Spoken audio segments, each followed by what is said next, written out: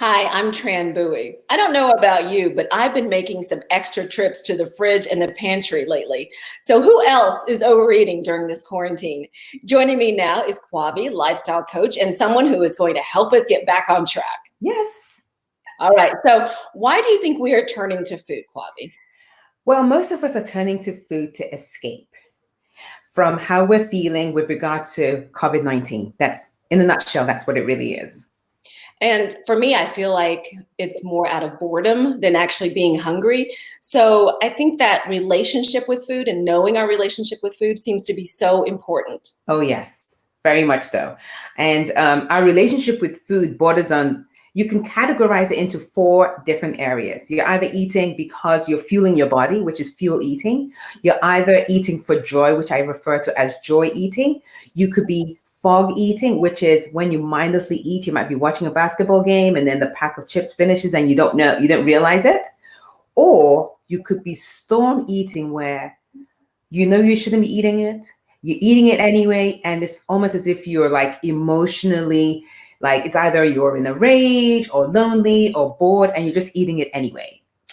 You know, when you're describing that, it's so interesting to actually hear it like that, because when you were describing it, I kind of feel like I start off with joy food and Mhm. it turns into fog.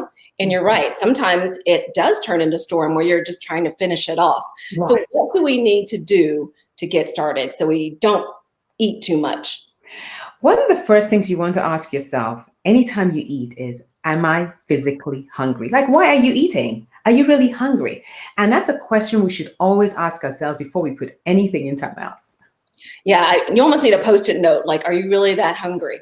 I think I do a good job of starting off. Like, I'm ready to go. I'm going to have my smoothies. I'm going to like eat healthy. But by midday or 4 or 5 o'clock, I'm reaching for those snacks, and then I'm back again to that cycle. So, what can you do to like make that step to be consistent? Yeah. One of the first things I normally tell my clients to do is to plan. Mhm. Plan your day. Like, what are the meals that you're going to have for the day? Plan them ahead. Because if you don't plan and you just kind of like, okay, I'm going to find something to eat, that's when you make all kinds of choices. Yeah, That's true. That's true. And it does seem like it's a lot of work on the front end, the prep work and and scheduling, but you're right. I'm better when I plan. it is worth it in the long run. So you plan your meals. The other thing too is, for a lot of us, we're so busy during the day that we're really not focused on food.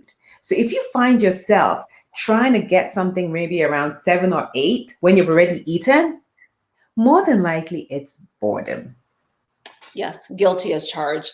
So thank you so much, Kwabi. I think, we're trying to tell everyone to be safe, but this is also a good time to be healthy and be that Yes. better version of ourselves when it's over. Yes, very Thank much so. Yes.